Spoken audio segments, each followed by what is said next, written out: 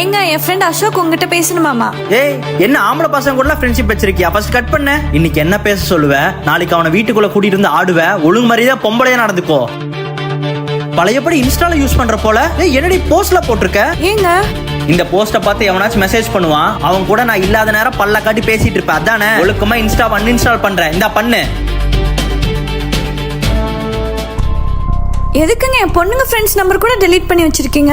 ஏய், அவங்களாம் சரியில்லை. அவங்க கூட சேர்ந்து நீயும் கெட்டு போயிருவ. அதான் பண்ணேன். இங்க பாரு, இனிமேல் இன்ஸ்டா ஃபேஸ்புக் எதுவுமே யூஸ் பண்ணக்கூடாது. என் கூட மட்டும் தான் பேசணும். ஹலோ சொல்லுடி. வந்துட்டேன்.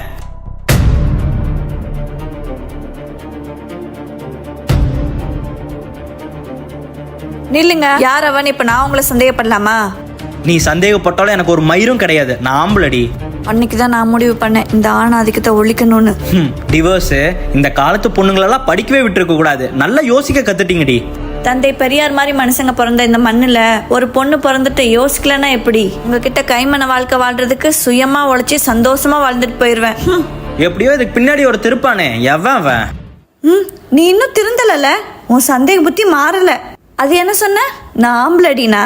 நான் சொல்றது கொஞ்சம் தப்பா தான் இருக்கும். அட்ஜஸ்ட் பண்ணிக்கோ. நான் பொம்பளடா.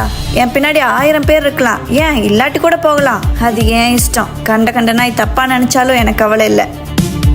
ஒரு பொண்ணோட தன்மானம் ஒரு பொண்ணோட கையில தான் இருக்கு. நம்ம யாருக்கும் அடிமை கிடையாது.